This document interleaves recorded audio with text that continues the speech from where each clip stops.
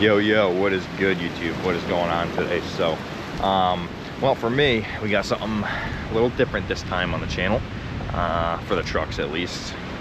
Yeah, actually, out of the 3 trucks that are on the channel, I have not recorded this one time, but let me just put this box down and I'll show you what we got. Yes, the truck needs a tailgate. We all know this. Also, look at all the project stuff we got going on here, man. We got wiring, LED strips ripped off. We got paint match windshield banner over there, the box of it at least. Yeah, we got a lot going on. Okay. Real quick before we get into what we're doing today, just a little update. We got a paint matched visor, just like we had on the LBZ. We had a white one. This one is as close as I could get to dark mink blue metallic. It's damn near close, but not perfect. It's got a little bit of purple in it. But you know what is perfect? The paint match on these mirrors, baby. Damn, look at that. That is so sick. But yeah, I forgot my key, so I guess I'm gonna go get that, and we're gonna start looking at what we got here today and what SPELAB has sent us over. All right, so not only do we have the windiest day in existence here today, thankfully we're gonna be underneath the truck. That may be good or bad with dust blowing everywhere, but we got fluids here, ultimate cutting compound. That's gonna be for nothing. We got metal polish, probably for the forces, not in this video. But we also have rear end fluid, 75/90 for our old LLY Duramax here with our 14-bolt rear end. So, what did SPELAB send us over? It is going to be in this box right here. SPELAB right there, baby. We're also rocking a little bit of merch that they sent us. Now they sent me a 4XL shirt. I would have been wearing the shirt normally, but I'm not a 4XL, I'm a medium/large. We're gonna open this bad boy up. I did already take a gander at it just to see what the exact product was that they sent me, and I'm happy to say the least. Bam! Look at that thing, massive CNC billet aluminum differential cover. We got all of our hardware, and they looked pre-greased, which is nice. They're not just dry, so. And they're black, so they're not going to corrode, which is even better. Now, it is extremely humid, so we got a little bit of condensation on here, but no big deal. We're just going to flip this thing up. We also have our gasket, which is super important that they included this, so thank God for that. We're gonna put that there for now, and we're gonna take a gander at this diff cover. All right, so right off the rip, we're just gonna look at a couple features here. We have a huge sight glass in here with a leveling ball, which is gonna tell you the level of our fluid in the back, which is gonna be super ideal to have.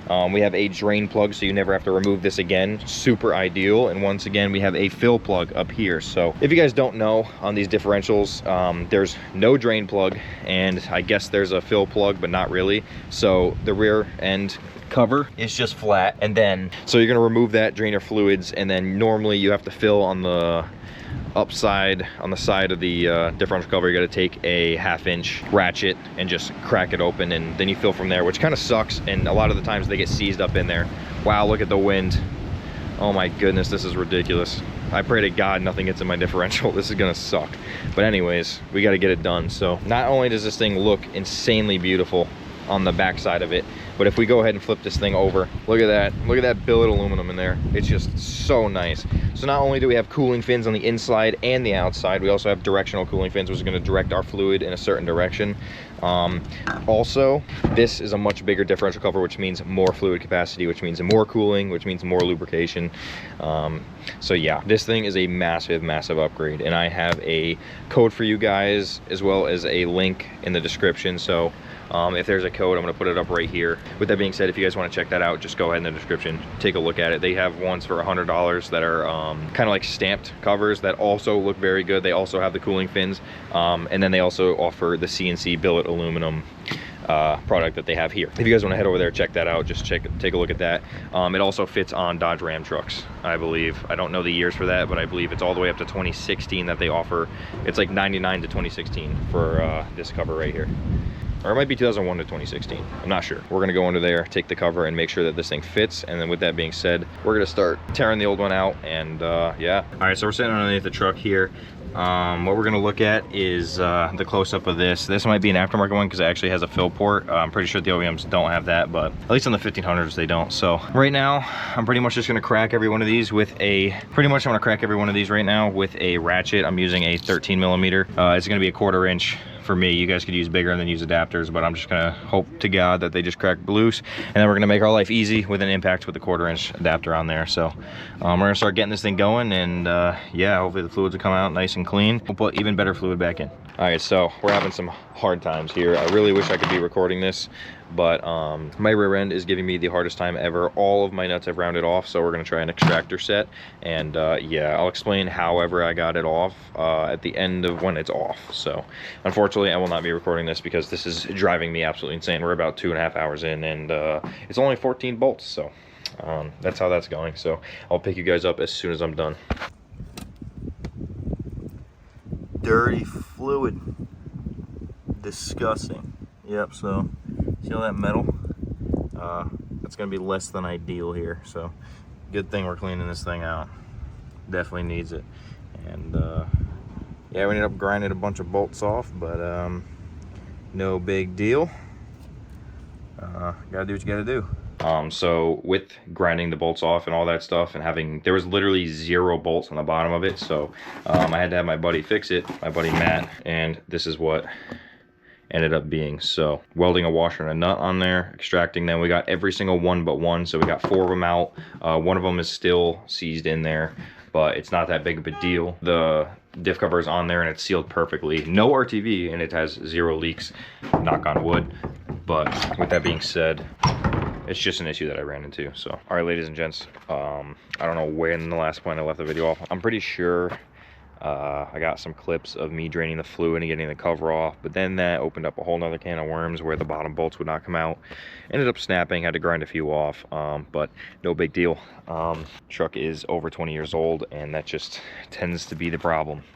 So long story short, we got the cover on, so I'm gonna go under here and show you guys what's up with it. Oh geez, it's so hard to get under here because my truck is unfortunately squatted from one of the last owners, but we got the diff cover on. This thing looks absolutely insane. Just the girth of the fins, you know, it looks absolutely insane. We also have a sight glass here, which is going to show you your fluid level. I need to go get another quart at some point. The truck is drivable for now though, so no big deal. I also have to pull this clear reflector off of the S for the SPE logo that they have on there. Just haven't decided to do that yet because I don't know if I want to sand the fins or not, but at some point I'm going to be taking that off. But our brake lines, all the brackets fit on there nice and good, so no worries there. This thing was a direct bolt on. The threads on the bolts are absolutely primo, and they look good because they're black, and they just match the diff cover, and it looks absolutely insane going down the road. But yeah, man, I couldn't be more happy with this thing. The insides of the fins are super good for directing the fluid to where it needs to be.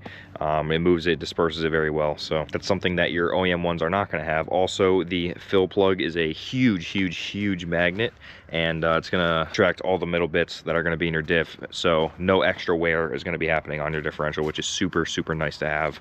And not only that, it just looks amazing. So driving down the road, it's gonna look something like this. Like I said, my truck's super low in the rear.